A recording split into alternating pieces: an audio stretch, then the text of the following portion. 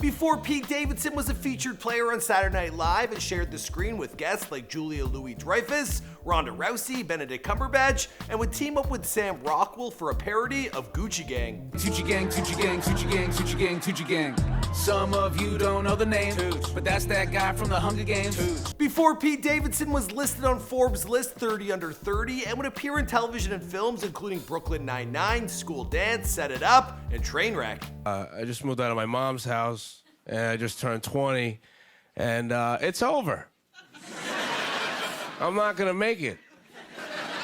Before Pete Davidson was engaged to Ariana Grande. Cause Pete was just dating Larry David's daughter Cassie, and Ariana was with Mac Miller. But now, together!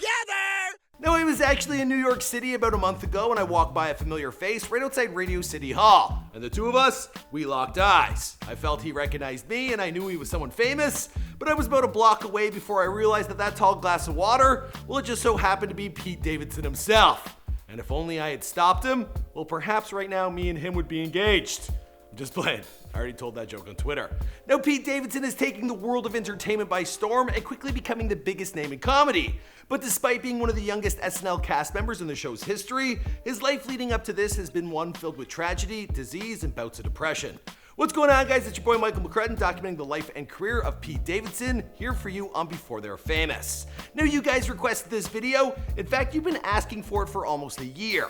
We've done other SNL alumni, including Kyle Mooney. Now, of course, we've done a video on Ariana Grande. Probably done a few. Now, let me know who you want me to document next in the comments down below. All right, now let's get into this bio.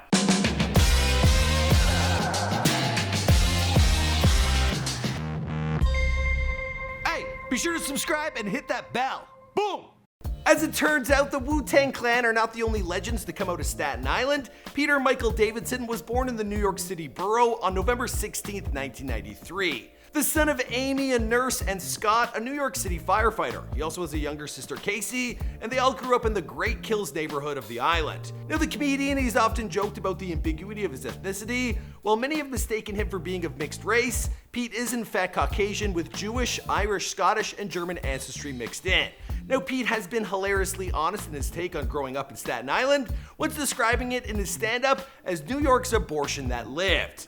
In an interview on Hot 97, he stated, "It's the thing where, like, you're not really in New York City, you're not part of the city, you're an hour away, so it's kind of like this weird little part of Jersey that has just a bunch of fucking weirdos living there."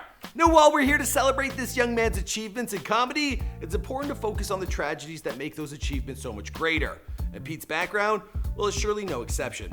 Shortly after his parents divorced when Pete was 7 years old, well, his father Scott perished in the World Trade Center on September 11, 2001. An American hero, he and several other firefighters raced from Ladder Company 118 in Brooklyn Heights, and they were helping evacuate the Marriott building when it collapsed. Now, to honor his father, Pete now has a badge number tattooed on his arm. And as you could guess, well, Scott's death, it did have a significant impact on his childhood, with Pete often acting out as a way to cope with his grief, even ripping out his hair until he went bald. Now, while attending numerous therapy sessions, doctors would examine Pete, and he's even recalled students from Columbia University visiting his home to interview him. But to balance out the negativity, well, his mom eventually sent him to a camp in Massachusetts for children who lost parents during the attack, something he described as a sweet experience. Yeah. It was what, for like 2 weeks, 4 weeks? It was a week. A week. While Pete did receive support and care from some adult figures, people his age were not as generous. Attending 3 separate schools, including an all-Catholic one for boys, he described his fellow students as being incredibly mean. With very few friends, Pete detailed a story where a random kid invited him to his birthday party. Upon approaching to thank him for the event, well, the boy said he was only invited because his mom felt sympathetic. Now, Pete said at that point, he even contemplated suicide, but the music of Kid Cudi eventually helped him out of his circumstances. And over the years, well, he's been an outspoken fan of the rapper. Why do you like Kid Cudi so much? You saved my life. I would have killed myself if I didn't have Kid Cudi. There's me. If you're 25 and under, I truly believe that Kid Cudi saved your life. Pete soon found refuge in the world of entertainment. Aside for his love of The Man on the Moon, he grew up an avid fan of the Harry Potter series, as well as stand-up comedy. As a kid, his mom, she bought him a copy of what she thought was a new Eddie Murphy movie, but that movie, in fact, was his legendary comedy special, Delirious. And let's just say, well, our guy learned a few new things from that. It's my house. You know what it is? And if you don't like it, you get the fuck out. One night at a bowling alley in Staten Island, his friends dared him to go on stage and tell a few jokes, as they knew he had a real desire to become a performer. Now initially, he was hesitant to take the leap, but Pete got it done with a little help from Mary Jane. Now while the attempt was only a mildly successful one, Pete caught the old stand-up bug. His mother Amy would drive him to gigs in the city, and he soon found an outlet for his pain, all while becoming a familiar face on the New York open mic circuit. Soon after, Pete was enlisted by the Reverend Rob Levy of The Howard Stern Show to be his opening act. Together, the two would travel throughout the New York area, even playing at pizza joints in Jersey. It was during this time that Pete was diagnosed with Crohn's disease, and from there on out, well, this aspiring comic became dependent on marijuana. Now, continuing his comedic endeavors, it became clear that Pete was a talent to be reckoned with while on stage. When he was 17, Wild and Out host Nick Cannon, well, he saw his wit and invited him to be featured on the show. What you said? If you don't know Jack, one of his eyes is missing. Everybody, let's move to the right so he can't see who he's dissing. Along with appearances on MTV's Guy Code, as well as televised stand-up appearances on Jimmy Kimmel Live and Adam Devine's House Party, well, viewers began to grow familiar with Pete's hilarious onstage antics and his take on growing up as a millennial. Now, much of his subject matter was aimed at his family life, as well as his brief stint at St. Francis College of Brooklyn. While filming a scene in the Amy Schumer comedy Trainwreck, Bill Hader, he met Pete and told Lorne Michaels about the young comic. This led fate to take an unexpected turn.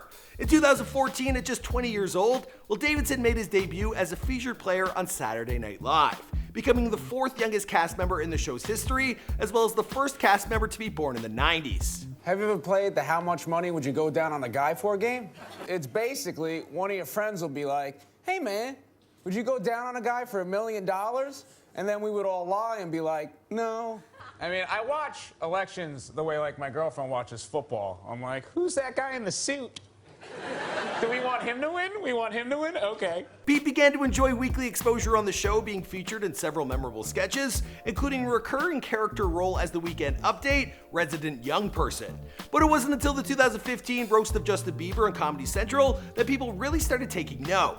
Sharing the stage with roast master Jeff Ross, as well as Kevin Hart, Shaq, Martha Stewart, and Snoop Dogg, well, Pete didn't hold back in skewering the pop star. He even took a few shots at himself. Kevin, Snoop, Soul Plane was the worst experience of my life involving a plane. While the jokes did draw a fair amount of controversy, Pete took it all in stride, as his set was praised by comics and fans alike. He followed that up the next year with his hilarious roast of Rob Lowe, as well as his first stand-up special on Comedy Central, entitled Pete Davidson SMD, which, you know, stood for Suck My Dick. Now, while Comedy Central at first did not allow the SMD acronym, he reminded the company that the letters were actually his father's initials, so he got away with it. I talked to my mom the other day. She was like, last night I got home at like 11:30. I went out for some drinks with my friends, and I was like, fuck yeah, you did. Amy, let's go. His success would continue to grow, and in 2017, well, he decided to make some changes. He announced via Instagram that he was quitting drugs and was sober for the first time in 8 years. However, he now states that the only drug he uses is marijuana, and it's his way to combat Crohn's disease. Now, Pete has also opened up about mental health issues. While in rehab to quit marijuana, he stated doctors put him on meds suspecting him to be bipolar. Now, after suffering a nervous breakdown, his doctors told him that he was instead suffering from borderline personality disorder. While he has battled his fair share of adversity, things seem to be looking up for the bright young comic.